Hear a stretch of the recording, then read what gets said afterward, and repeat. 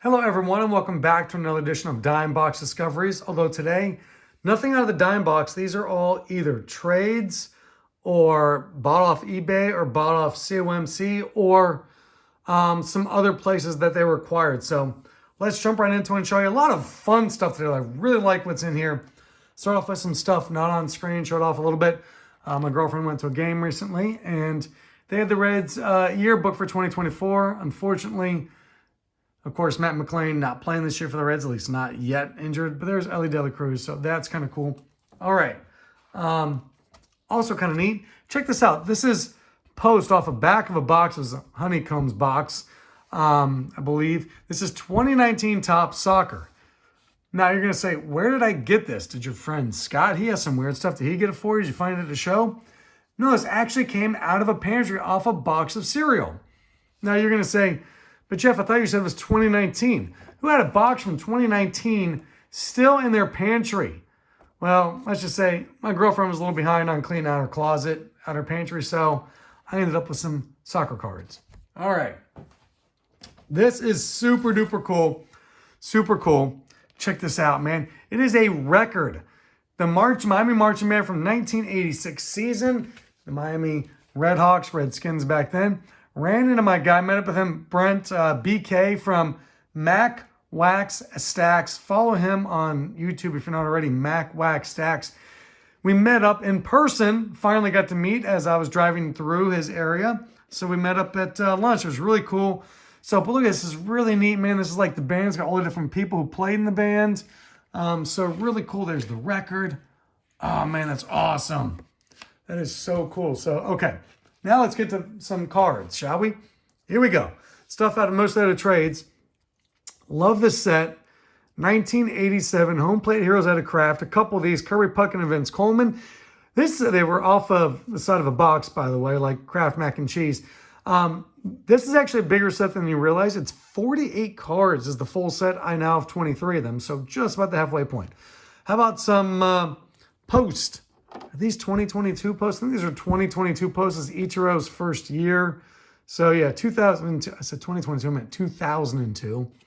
Some posts, 2002 Ichiro, Vlad Guerrero, Sr., and Mike Sweeney. How about some of the Ames All-Stars with Andre Dawson and Kirby Puckett? Kellogg's Baseball Greats. There's a Harmon Killebrew. Always fun to use, by the way, for Hall of Fame or home runs when you're dealing with the Royals because he finished his career with the Royals.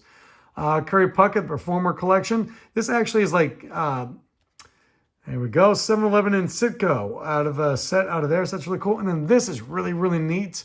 I've got the full set of this, but I didn't have the checklist card to complete the set. So, and there's two different checklist cards in this, and this is one of them. So I needed that. That is awesome. Really cool. This is off eBay. I think it was $1.25, including shipping or something. What a beautiful, beautiful card. You really can't tell on the video, but see, it's kind of like inset in there. But a really beautiful card there of Roy Campanella. So, all right. If you watched my video back a couple videos ago about my most favorite Olympic cards before the Olympics started, and I had one of these Nestle cards, these or M&M cards from the Olympics, and I was like, isn't this really cool? Guys, I couldn't resist. I went online and bought the set. I found a decent deal for the set. Check out who's in this set, man. Just some of them. Cassius Clay, Muhammad Ali, beautiful, beautiful card, fantastic card. George Foreman, Joe Frazier, the Big O, Oscar Robertson, Bill Bradley, former senator, Jesse Owens, Babe Dietrichson, and of course, Jerry West. And just a bunch more in this set. It is a loaded stack. That was at 44, I believe. Yeah, 44 cards in that. It's kind of awesome. By the way, speaking of Olympic athletes with cards, let's talk about real briefly one without a card. Matthias Steiner. I can't believe Matthias Steiner doesn't have an Olympic card anywhere. If you don't know Matthias Steiner, since you're on YouTube, after you're done watching this complete video, because surely you're going to watch at the end because you're enjoying it, look up 4 Hands on the Bar. Write that down. Matthias Steiner, 4 Hands on the Bar. The story of the Olympic athlete whose wife died right before the Olympics, and he promised her he'd win a gold medal at the Olympics, which is not a promise you should ever make. And going into his last lift, he was in 4th place. The only way he could win the gold medal was to lift 10 kilograms more than he failed on his previous attempt. but on his last attempt, by the grace of God, lifted the bar enough to win the gold medal. He loses his mind. Beautiful reaction. And afterwards, he said the way he was able to lift it was because there were 4 hands on the bar, not 2, meaning his wife was the other 2 hands lifting it up. Absolutely, absolutely beautiful story. The guy is no cards anywhere. Austria, Germany, weightlifter back in 2008. Anyway, Matthias Steiner, 4 hands on the bar. All right, here we go. How about some oddball Griffies, man? 24 karat gold. Beautiful. This is a set. It's like called Arco or something like that. I don't remember exactly what it is. Oh, no, there it is.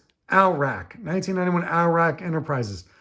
I don't know what Alrac is, but they made some cool looking cards. So I bought those. Those were a set. Those were like a couple bucks on eBay.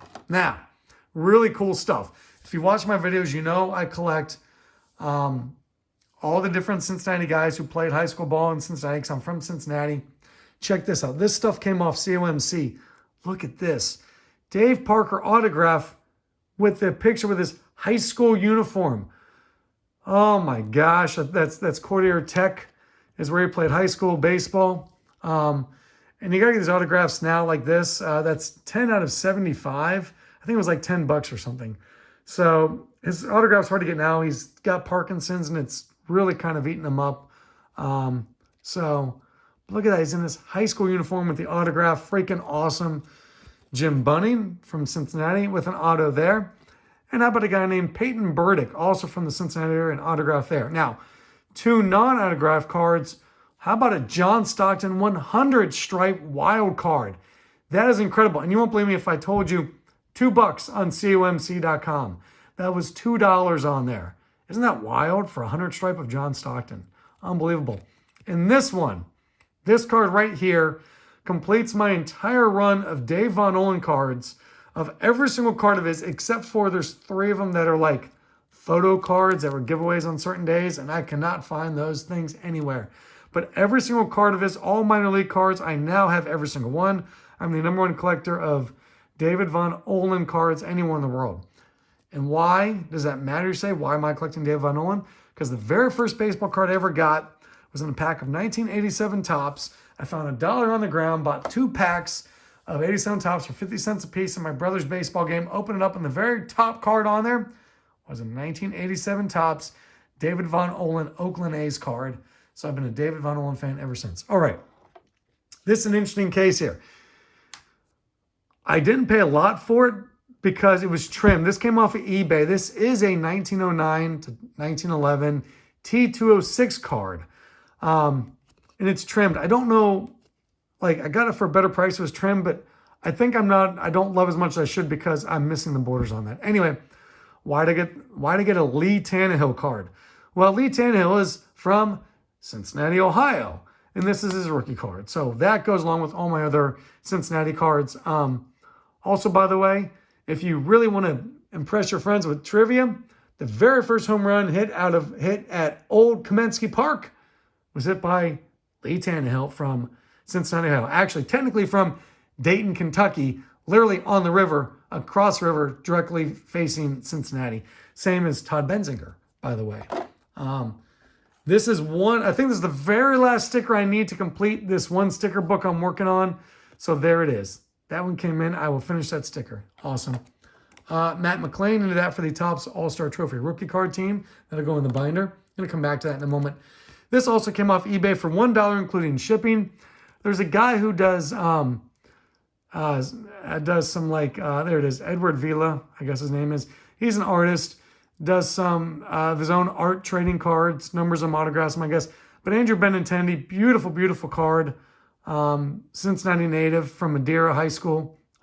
So cheap enough. I'm going to come back to Bob Neiman in a moment too. All right, check it out. I showed you before, needed a bunch of the Topps traded Team USA cards, Jeffrey Hammonds. And there we go. I think this finishes that one set that I needed. So there we go. Go through them all. That was all out of one trade, by the way. It was a really good trade for me on TCDB.com. That's tradingcarddatabase.com, which is where a lot of these came from. All these came in one trade with somebody. So, all right. I needed a couple stickers for a buddy of mine who's finishing the set.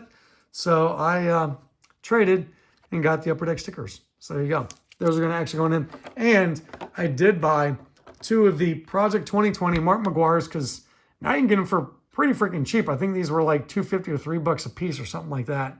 Really cool, mocking up the 87 Topps cards. So those came off COMC. Check out mycards.com. So those are kind of cool. Those will go in the collection. Now, the last couple things. That's what I was doing with those. Here's Bob Neiman. This is a Bob Neiman rookie card.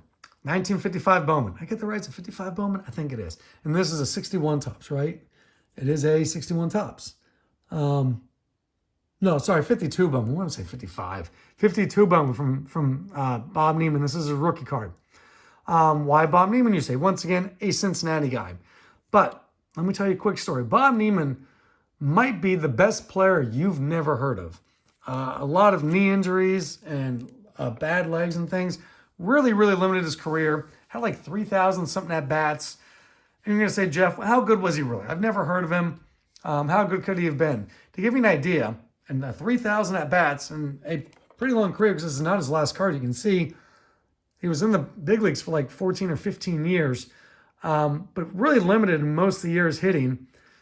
His career OPS plus, which is on base percentage, slugging, OPS, on base plus slugging. His OPS plus, which takes into account, obviously, things like what park you played in. He's a career 132 OPS plus. And you're like, what does that mean? Well, I'll put it this way. Other guys with a career 132 OPS plus include Joe Morgan and Tony Gwynn. Guys with a career 131 OPS plus who were not as good at hitters as Bob Neiman, according to the stats, Wade Boggs and Rod Carew. So, yeah, Bob Neiman could play some ball. If he was healthy, he possibly could have been a Hall of Famer. Last but certainly not least, this was also from the meetup with my guy BK from Mac Wax Stacks. The Mac stands for Mid-American Conference. We met up in the shadows of Bowling Green State University. So I was in enemy territory, his hometown. But he gave me a whole bunch of his cards. I gave him a bunch of cards, but I want to show off what he gave me. This is freaking spectacular, and he got it out of a dime box. Oh, so much better. This is out of the, by the way, BK, we didn't know where it was. I looked it up. This is out of the 1985 Cincinnati Reds yearbook. They had team sets in there. So it's a 1985 Cincinnati Reds team yearbook, Dave Parker. Starting lineup talking baseball with Joe Carter. A couple Warren Moons in there. You know I love my Team USA. So there's a Steve Hecht and a Ivan Zweig. Oh boy, that's a mouthful. Beautiful card though. Speaking of beautiful cards, look at this Gene Tennis. Oh my gosh. Look at the color match with the green and the yellow and fantastic. Mark McGuire in there. Now, you know I'm pumped here. A box bottom. My guy pulled me out a box bottom. Phil Simms out of Topps Football, 1987. Absolute unit beauty right there. All right, how about True Value? Working on it as well. Also came out of the dime box. That is exceptional, Jim Rice. And totally stoked, a starting lineup of Bernie Kosar. A legit baller, the lefty for the Browns. What a great card out of starting lines. BK, you crushed it. And look at this, a whole bunch of Sports Illustrated for kids. Man, the dude came through for me. Really stoked. Love all the different stuff he gave me. And then these are super cool. These are out of Baseball Cards Magazine. And I think he said he cut them out himself. If so, man, you got some pretty good handiwork because these are really clean cut. Baseball Cards Magazine, absolute fantastic cards. Albert Bell, Dave Hollins, Dale Murphy, and the Phillies uniform, always a little bit weird to see. Delano DeShields, Cecil Fielder, Steve Avery. So I was at a Tigers game the other day. I was up in Detroit last weekend, and the guy behind me said he faced Steve Avery in high school. Believe it or not, said he had a double off the wall. Probably could have done more, but he was in such shock that he hit it. That he ended up on second with the double. Steve Avery ended up being a first-round draft pick. So anyway, really random. David McCarty, Dean Palmer, and then how about some more to Baseball Card Magazine with Kevin Brown, Ray Langford, and Phil Plantier. So there you go. Anyway, guys, that's what I got for you tonight. Thank you to BK for the great trade. Thank you to everybody who trades with me on TCDB.com. I love the different trades. It's where a lot of this stuff, some of it anyway, came from. It's where most of this came from and those as well. So anyway, guys, be good to each other. Enjoy the hobby however is best you see fit. and take care.